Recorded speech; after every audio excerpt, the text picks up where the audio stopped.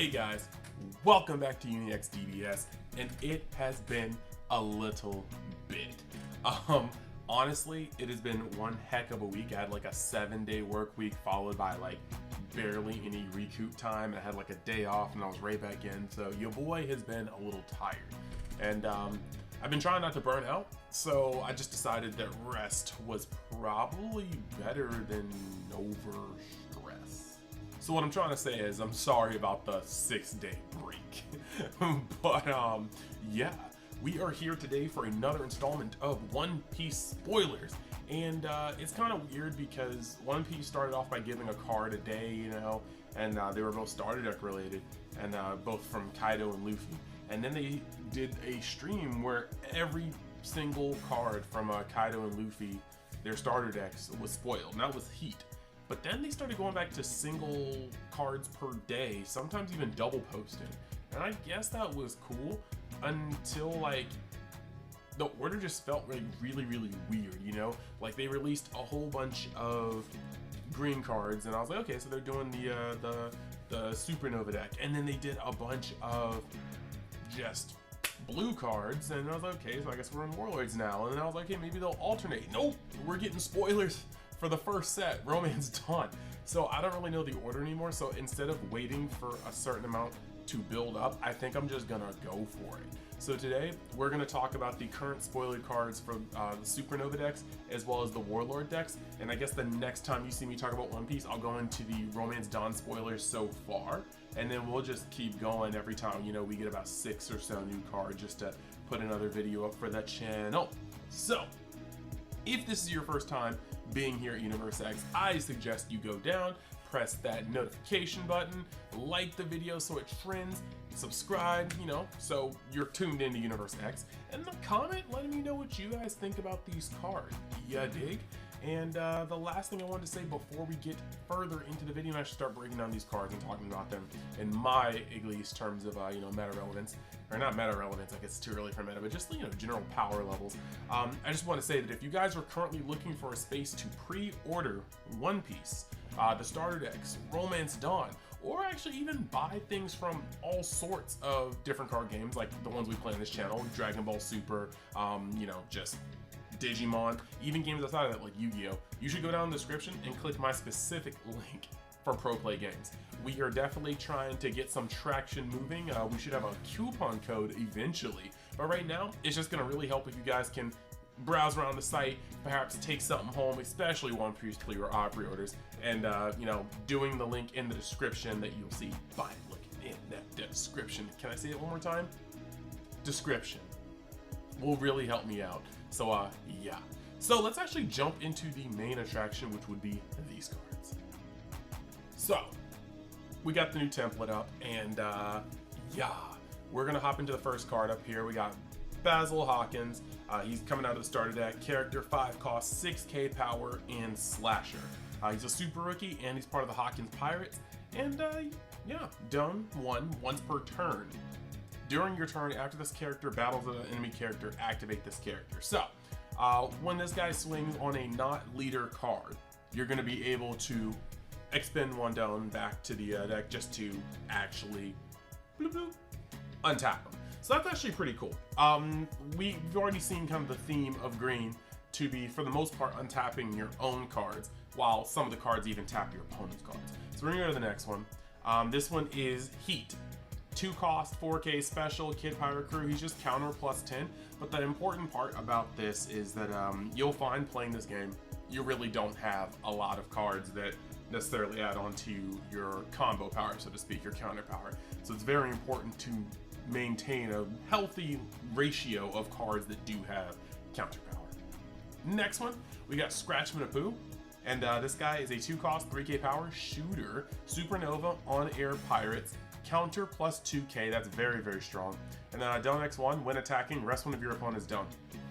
This is actually a really devastating effect, and I'm surprised that we have a card like this early in the game, because yes, you're gaining 2 per turn, but it's like, what if you just use 3? It's turn 2, use 3 down, and you have 1 down for a defensive play, and your opponent just Scratchman-a-Poos, swings, and then just taps down your last guy. So it taps down your last, you know, down. So this is actually really powerful.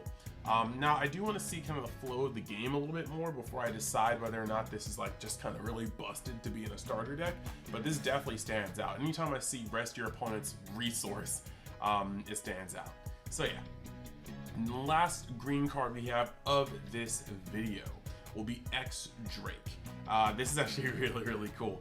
So 4 cost, 5k power, slasher, supernova, Drake pirate slash marines. Yep, it's there. If you're anime only, I'm sorry. That was a little bit of a weird one right there. But counter plus 1000, which is very good. Then you've got Dome X1. During your turn, while this character is rested, plus 1000 power for all of your Marines and Supernova characters and leader. So this guy is a guy that wants to go sideways every single turn in order to just protect your stuff. So I kind of like this. It's weird because red seems to be the aggro color so far. Purple seems to be ramp and removal, but green kind of feels aggro too, because most of your stuff is getting it in for 2 swings. You may not be putting as many bodies on board, but each body is swinging multiple times for the most part, even your leader. So I am kind of wondering if green is going to feel just like a different flavor of aggro, you know what I mean? Not as punchy, but everything seems to have dual attack to some degree, and you're tapping down your opponent's resources. So that sounds pretty cool to me. Next, we are going to go over to blue. So the first card we have here is Boa Hancock. She is going to be from the Warlords starter deck. These are the first Warlords starter deck cards I've posted on this channel. But we've got, she's 3 cost, 1k power, special. Sad that she's only 1k because she's actually a pretty strong fighter, canonically. 7 Lords of the Sea, Kuja Pirates. Counter, 1k, blocker, trigger, play this card. That's actually a pretty reliable. Now I see kind of why she's at 1 power, because, I mean, you can literally play her just for her coming off your life. And she's a blocker, which actually means that this is one of those cards that can potentially just stop you from getting gamed. Let's say you have 1 life and you have 1 life left and your opponent has 2 swings. You know, they swing once and this is your last life and you put it on the field as a blocker and they need to provide a removal or they cannot game you that turn unless they have like rush, you know. So that's actually really cool. I actually really dig this one a lot. This is just a card you want to max out on because on the off chance that you have it in your life, you're going to be able to stop some damage for free.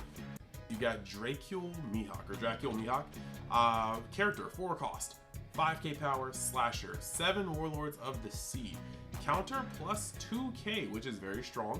Done X1 when attacking, draw 2 cards and discard 2 cards from your hand. Okay, by far, this is one of the best cards in blue, and I've only seen 2 blue cards. Why? Because this deck has little to no draw power. So when you see draw power like this, that's just, you have to take it for what it is, and what it is filter in a game that doesn't seem to have much at all. So I respect this card a lot, plus the art is very cool. We often see Mihawk cladded up in his hat and his like swaggy vest, but this is just a really clean looking card. And his effect is great. He's going to allow you to cycle through your deck very fast as long as he stays in the field. And it's kind of interesting because you discard 2 cards from your hand. Now, I haven't seen any graveyard play for the most part, but if there is, and this card is just your funnel card, this is going to be wonderful. He's playable as early as turn 2 if you're going second. So I think there's a lot to say about the validity of this card in the upcoming format. And then you have Love Beam. All right. You got 7 Warlords of the Sea, Kuja Pirates. This is a stage, and it says counter, your leader or up to one of your characters gains 4k power for the duration of the battle. Then, if you have 3 or less cards in your hand, draw 1. Now, this is very odd because I did not see blue as an aggro, you know, color. I assumed that like maybe since we haven't really seen layback and control, we've seen ramp and destruction, we've seen swinging aggro, we've seen untapping and tapping. So I assume blue would kind of be the, you sit back and kind of use your resources sparingly. You know, you might be like more of the stemming control deck. But when you have cards that say 3 or less cards in hand, draw 1. Like I know you don't draw a lot of cards in decks, so you're kind of minusing, but it kind of does feel like this is more like a rush strategy. But I could just be thinking in terms of Dragon Ball. If this is this game you may not actually have a lot of cards in hand quite a few times in the game. So having a card like this is kind of neat because it's just going to float. So you have Mihawk being able to draw 2, discard 2 for the filter. You have this being able to use its effect and then just draw, which is cool. And this is a counter effect. So when your opponent attacks, the only time you can use this. I think that's pretty cool. This is pretty neat. You can use it at 4 cards in hand, go down to 3, and then just draw back up to 4. I think that's actually very, very, very nice. Moving on to the next one, we've got Don Quixote do Flamingo. 7 costs, on play, return up to 1 character with a cost of 7 or more to the owner's hand. And if this translation is 100% correct, and I'm assuming it is because Nami Piece has been doing mad good work, then that means that you'd be able to bounce even your own cards, like perhaps a Mihawk that you want to play later. And that would allow you to either, maybe remove something from your opponent's board or reset up a really, really bomb play, which could potentially be very, very nice. So, sometimes reading is hard, and I have nothing else to say about that. I thought that 2 cards were promos, but they actually were part of the starter deck, so my bad.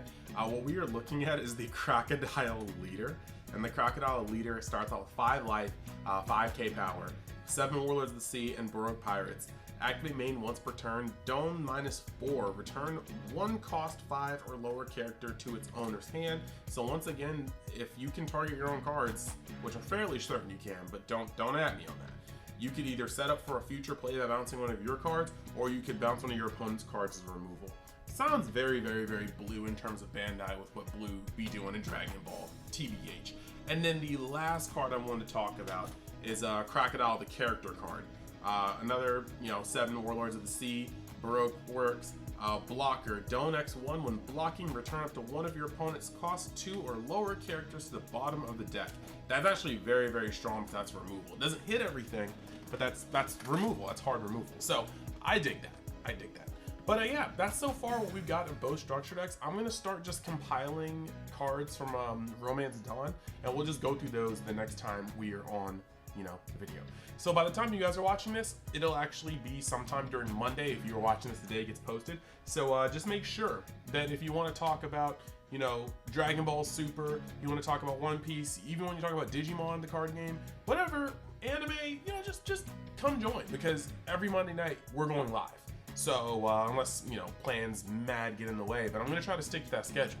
So yeah, join me here, 9 p.m. Eastern time, and yeah, I talk to you guys, I go over a couple topics, and we are having a special guest tomorrow night. Or, well, tonight, I guess. Tonight for you guys, tomorrow night for me. So, yeah, thank you guys for showing up. Like I said, if you want to be hip to the Universe X fam, hit that subscribe button, and yeah, I'll see you next time.